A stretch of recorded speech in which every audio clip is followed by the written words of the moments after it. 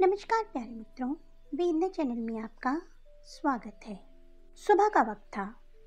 मैं ऑफिस के लिए लेट हो रहा था। अक्सर मैं सुबह जल्दी तैयार हो जाता हूँ, लेकिन कल शाम ऑफिस का बहुत काम था, इसलिए देर रात तक जागना पड़ा। देर रात तक जागने की वजह से सुबह लेट उठा, इसलिए ऑफिस जाने में देरी होने लगी।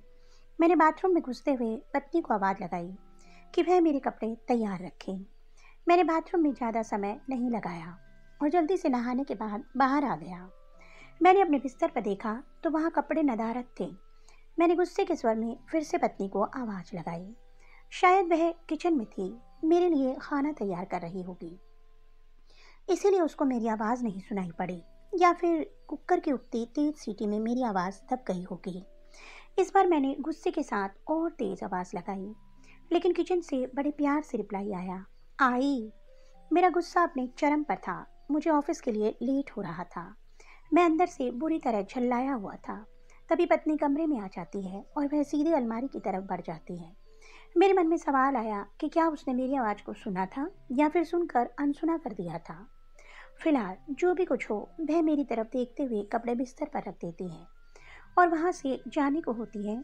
अचानक से वह वापस आती है और मुझसे बोली, अगर मैं तुम्हें किसी के साथ डिनर व फिल्म देखने के लिए बाहर जाने को कहूँ तो तुम क्या कहोगे?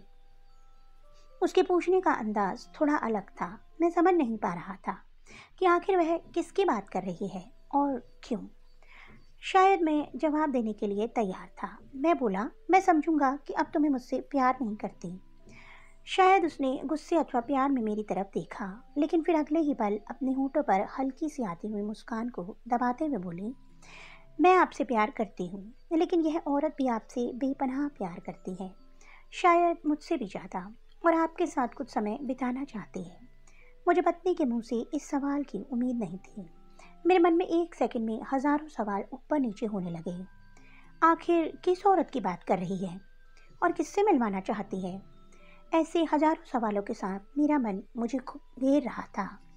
आखिर मैंने पूछ ही लिया कि किसकी बात कर रही हो। पत्नी ने बिना कुछ बोले एक तस्वीर की तरफ इशारा कर दिया। तस्वीर तुम्हारी माँ की थी, जो मुझसे दूर रहती थी, जिनसे कई महीनों से मैं मिला नहीं था। शायद काम की वजह से मैं उन्हें फ़ोन भी नहीं कर पाया। मैं अपनी व्यस्तता के कारण उन्हें समय ही नहीं दे पा रहा था। मैंने पत्नी की तरफ देखा। पत्नी ने मुस्कुराहट के साथ मेरा मोबाइल मुझे थमा दिया। मैंने माँ को फ़ोन किया और उनसे रात पर खाने और साथ में फ़िल्म देखने के लिए कहा। माँ मेरी आवाज़ सुनकर खामोश हो गई। शायद करुण स्वर था। तुम ठीक तो हो ना? तुम दोनों के बीच कोई परेशानी तो नहीं? माँ ने पूछा। उनके लिए मेरा एकाएक इस तरह फ़ोन करना शायद किसी परेशानी का संकेत था। नहीं नहीं, कोई परेशानी नहीं।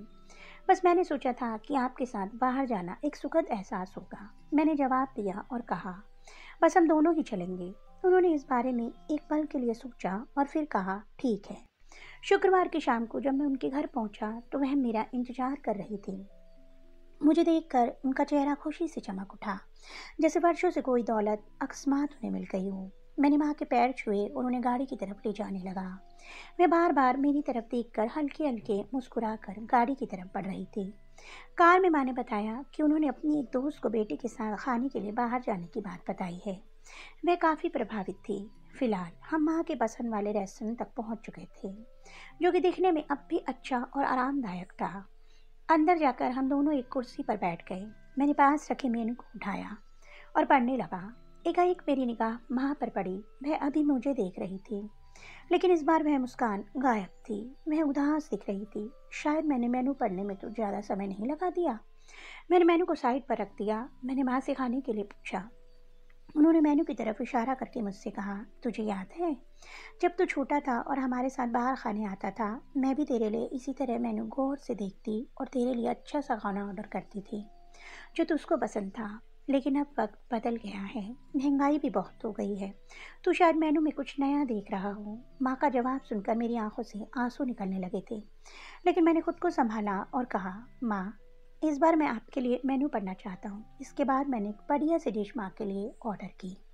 खाने के समय माँ ने मेरे बचपन से लेकर अब तक के कई किस्से सुनाए। मुझे ऐसा लग रहा था मानो मैं वापस बचपन में आ गया हूँ। मुझे उस समय इतनी खुशी हो रही थी मानो सारी कायनात इसके आगे फीकी हो। बातों की बातों में समय का पता ही नहीं चला। मैं माँ के साथ थोड़ा और वक्त बिताना चाहता था, लेकिन अंधेरा हो चुका था और माँ को उनके घर छोड़ मुझे वापस अपने घर भी जाना था। इन शब्दों का मतलब बाद में समझ आया, लेकिन फिलहाल मैं माँ को लेकर उनके घर पहुँच गया। अब वक्त था माँ से विदाई लेने का।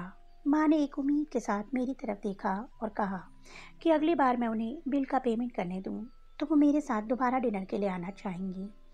मैंने मुस्कुराहट के साथ माँ से कहा, माँ जब आप चाहो और बिल पेमेंट करना कौन करता है, इससे क्या फ़र्क पड़ता है।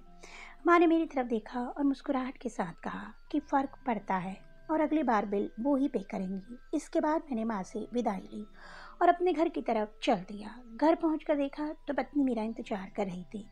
उसने पूछा, कैसा रहा आज का दिन। बहुत बढ़िया, जैसा सोचा था उससे भी कहीं ज़्यादा बढ़िया, मैंने जवाब दिया। इसके कुछ दिनों बाद अचानक मुझे माँ के देहांत की सूचना मिली। उन्हें दिल का दौरा पड़ा था।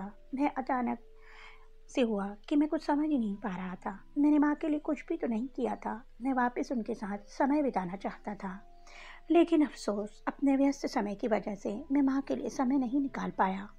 लेकिन अब पछताए हो क्या, जब माँ थी तब समय नहीं, और अब जब माँ नहीं तो पछतावा और अफसोस। माँ की मौत के बाद मुझे एक लिफाफा मिला।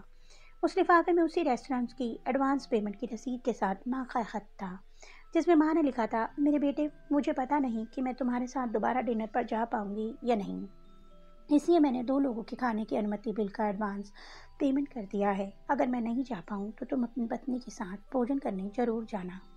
उस रात तुमने कहा था ना कि क्या फ़र्क पड़ता है, मुझ जैसी अकेली रहने वाली बूढ़ी औरत को फ़र्क पड़ता है। तुम नहीं जानते, उस रात तुम्हारे साथ मेरा हर पल जीवन के लिए सबसे बेहतरीन समय में एक था। भगवान तुम्हें सदा खुश रखे, तुम्हारी माँ। इंसान को दुख अपने को खोने के बाद होता है। अगर समय रहते एहसास हो जाए तो जीवन में छोटी छोटी बातों में भी परिवार की खुशियाँ बांटी जा सकती हैं। और माता पिता तो जीवन की सबसे अनमोल धरोहर है, और इस धरोहर को हमेशा संभाल के रखिए, उनको समय दीजिए।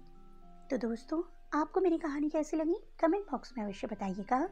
अगर आपको मेरी कहानी अच्छी लगी तो मेरी कहानी को लाइक कीजिए और मेरे चैनल को सब्सक्राइब कीजिए। जल्दी एक नई कहानी के साथ मिलूंगी, तब तक के लिए बाय बाय।